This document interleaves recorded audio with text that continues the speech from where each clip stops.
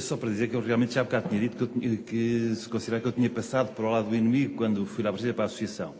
E deixem-me só dizer muito rapidamente que eu fui para a Associação porque o Comércio do Porto, na altura, resolveu fechar aqui a delegação em Coimbra, que os jornais, desde há uns tempos atrás, começaram a reduzir meios efetivos. E então queriam que eu fosse para o Porto, já depois de velho. Eu disse, pá, não vou depois de velho, vou para o Porto. E então fui para a Associação, realmente para o Gabinete de Comunicação Social.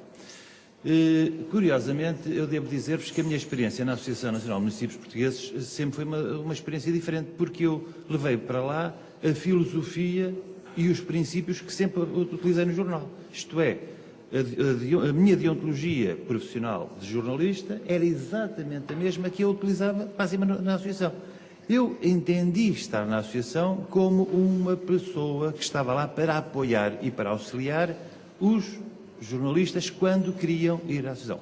A grande função que me foi atribuída de princípio foi tentar que a voz da Associação aparecesse na comunicação social, porque realmente aparecia pouco. Mas isso era uma função que eu fazia através de contactos, no sentido de dar conta que a nossa posição era esta e a nossa posição era aquela, dando aos jornalistas a inteira liberdade de fazer a situação. O meu grande princípio naquela casa era, e continua a ser, não faça eu, António, aos jornalistas o que não gostaria que os comunicadores me fizessem a mim enquanto jornalista. E tenho-me dado lindamente com esta solução.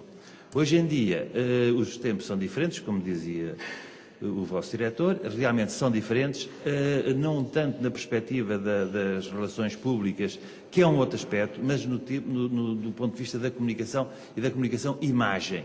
Hoje em dia há muita preocupação da imagem. E também a Associação Nacional de Municípios Portugueses, hoje em dia, ultrapassou a estrutura do Gabinete de Comunicação Social, ampliando-a e exatamente fazendo primeiro uma contratação com o Luís Paixão Martins, com o LPM, e agora mais recentemente com o António Cunha Vaz.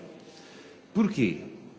Não propriamente para tratarem o relacionamento com os jornalistas, isso eu continuo a fazer as notas de imprensa e a mandar para a comunicação social, que depois os jornais eventualmente tratam ou não tratam. Com as técnicas, eu continuo a utilizar as técnicas que utilizava no jornalismo.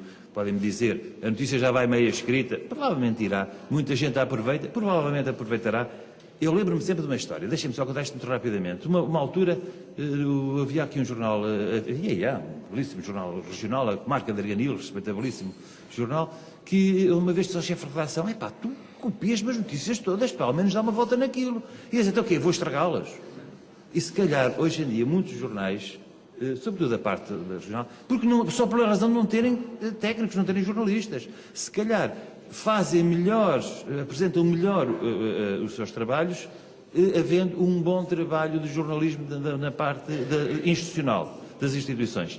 Eu continuo a considerar, e considero claramente, que este meu trabalho é um trabalho menor em função da excelência do trabalho jornalístico. Agora, eu penso que também se pode ele fazer com uma imensa dignidade, e eu tenho procurado responder a isso. Mas realmente isso acontece. Agora, só para vos dar assim um exemplozinho, a partir do momento em que contratámos as empresas da LPM e agora o António Cunha Vaz, eu deixei de me classificar a mim próprio, como responsável do Gabinete de Comunicação Social, para passar a ser do Gabinete de Comunicação.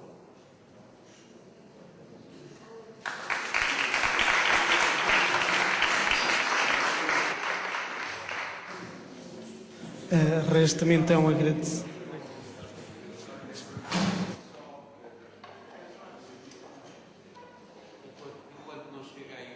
Só dizer que o autor destes trabalhos, de metade destes trabalhos, é o Costa Violante. O Sr. Costa é autor de metade dos trabalhos, que estão sobre a esquerda, que se encontra nesta sala. O Sr. Costa está ali, ao fundo. É aqui.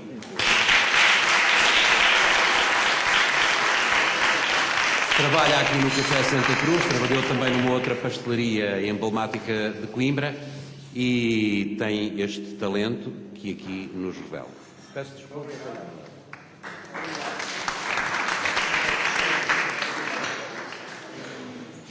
Só deixar mais uma notinha. A Associação fez referência ao facto de eu não estar presente ao facto de o Sansão Coelho fez referência ao facto de eu não estar presente na mesa, não tinha que estar, não visto muito bem esta pele que me é atribuída de diretor da licenciatura. O anfitrião e o organizador é, na verdade, o Sansão Coelho, não sou eu, mas ao mesmo tempo também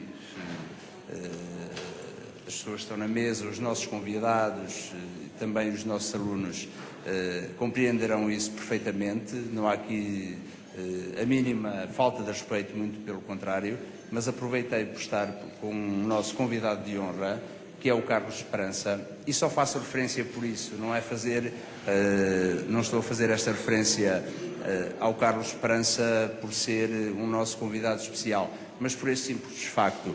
Eu que luto, e há mais gente que no Instituto Miguel Torga também luta, estou a ver aqui, por exemplo, a doutora Inês Amaral, que o faz, por exemplo, para que os nossos alunos publiquem, que há outra responsabilidade, é totalmente diferente, estarem a escrever em circuito interno para os professores, ou estarem a colocar os seus produtos, sejam as fotografias, sejam os textos, a colocá-los na internet, por exemplo, no caso dos blogs.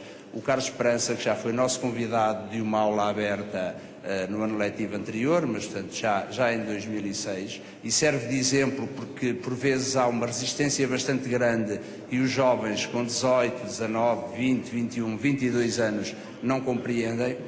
O Carlos Esperança, que é, entre outros blogs, mas que é muito conhecido aqui em Coimbra por ser quem alimenta o blog Ponta Europa, tem 63 anos e iniciou-se nesta aventura da blogosfera aos 60 anos, não é? Portanto, que o exemplo do Carlos Esperança, que aos 60 anos se fascinou, não foi aos 19, nem aos 20, nem aos 21, mas aos 60 anos se fascinou e consegue hoje em dia, com algumas dificuldades, mas com a humildade de pedir apoio quando é necessário e vai superando essas dificuldades, consegue alimentar o excelente blog que é o Ponta Europa. Que o exemplo do Carlos Esperança sirva também para estes jovens.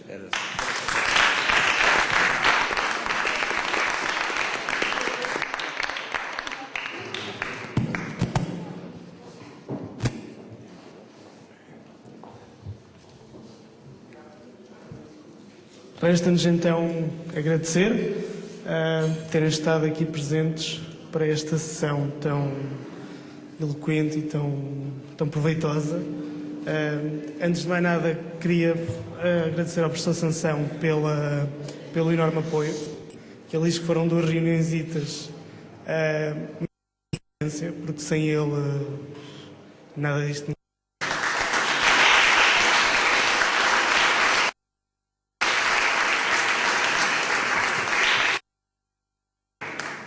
Agradecer ao Café Santa Cruz pela hospitalidade.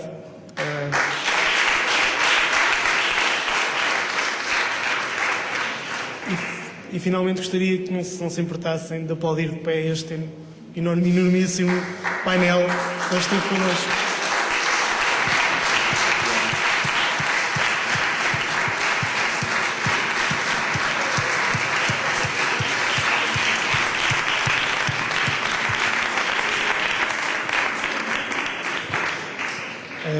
E pronto, resta-me despedir e desejar que o próximo café seja tão bom ou melhor que este. E lá nos encontraremos.